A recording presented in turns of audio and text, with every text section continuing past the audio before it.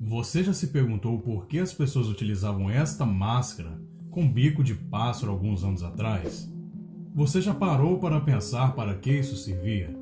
Bom, talvez sim, mas se eu estiver errado, logicamente você deve estar curioso para saber, não é?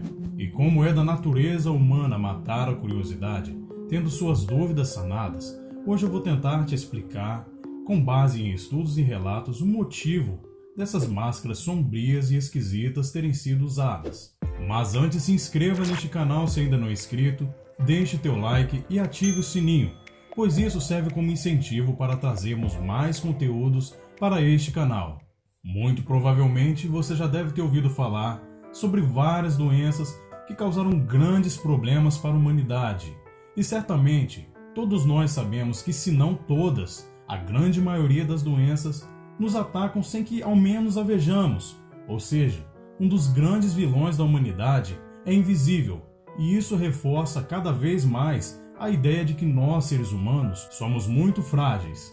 Antes de falar especificamente sobre as assustadoras máscaras, eu queria falar sobre a segunda principal causa de mortes por origem infecciosa no mundo inteiro, que só perde para a malária. Com sua maior disseminação no século XIV, a peste negra foi a maior das pandemias até os dias atuais. Estima-se que o número de vítimas gira em torno de 75 a 200 milhões de mortes.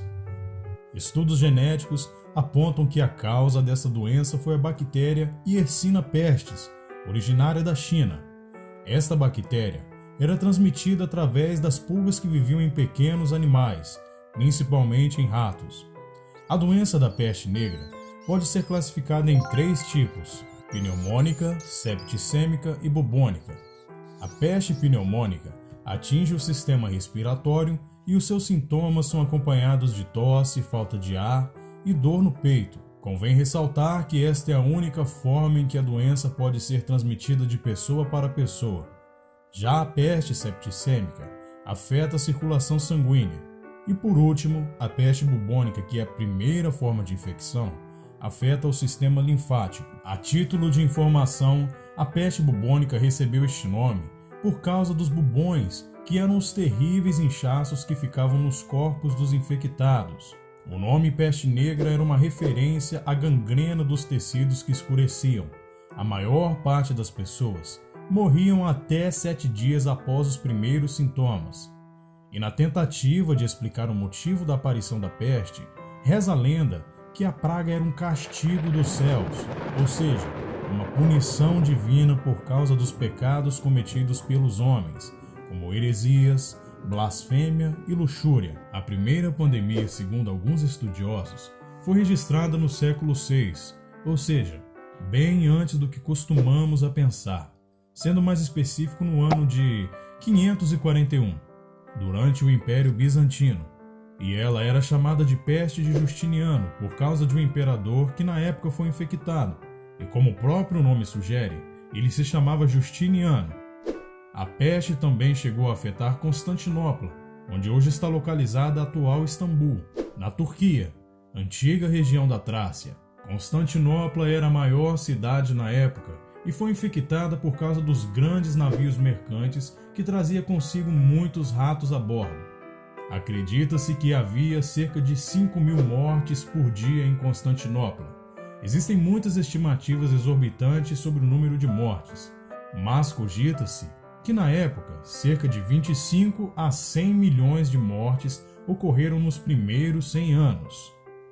Entretanto, não há como declarar o número exato de vítimas, talvez porque na época não havia tecnologia suficiente, mas pode ser que algum dia cheguemos na conclusão dos números exatos. Quem sabe, né?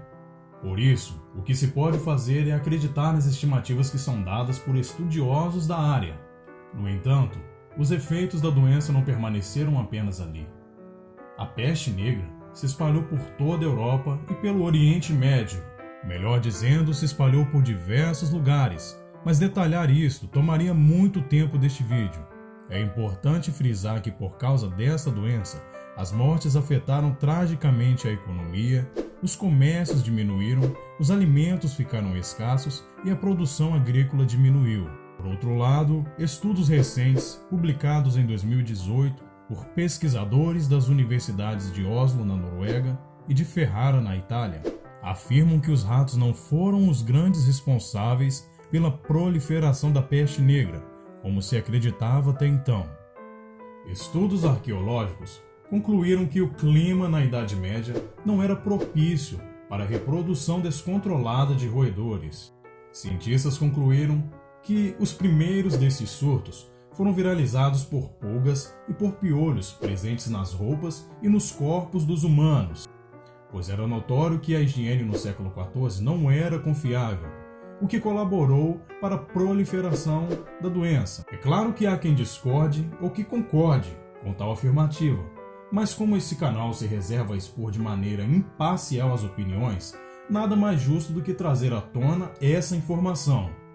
Ultrapassadas essas considerações, séculos depois, novos surtos da doença fizeram surgir uma imagem emblemática e que até hoje é associada à peste. Os médicos com vestido que cobria da cabeça aos pés e uma máscara com bico de pássaro. A razão por trás dos trajes, esquisitos e levemente assustadores, era por causa do desconhecimento científico sobre as causas da doença. Naquela época, a teoria corrente para a disseminação da doença era miasmática.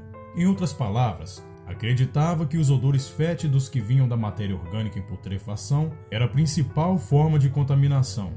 Entretanto, a lógica das máscaras era justamente essa: evitar que o odor chegasse nas narinas dos médicos.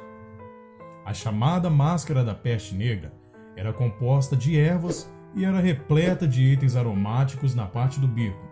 E tudo isso era feito com o objetivo de combater o processo de contaminação. Esses médicos ficaram conhecidos como médicos da peste, mas eles eram nada mais, nada menos que pessoas contratadas pelas cidades com muitas vítimas da peste para cuidar dos infectados. Na tentativa de erradicar o surto, os médicos na época tidos como especialistas prescreviam misturas poderosas e antídotos da peste. A teoria mais popular de como a peste negra terminou foi a partir do momento em que foram feitas melhorias na higiene e na saúde pública. E o responsável pelo emblemático traje foi o médico Charles de Lorme. Porém, séculos depois, ficou provado que a roupa só servia como fantasia. Na Itália, o visual icônico era apresentado em peças de teatro. Desta forma, o traje emblemático deu lugar aos antibióticos que de fato são eficazes. Então encerramos por aqui este vídeo, e se você tiver algum tema que gostaria que fosse tratado neste canal, já vai deixando nos comentários para analisarmos as informações. Lembrando que se você ainda não se inscreveu neste canal, se inscreva e compartilhe este vídeo para seus conhecidos, amigos e familiares. Um grande abraço a todos e até a próxima!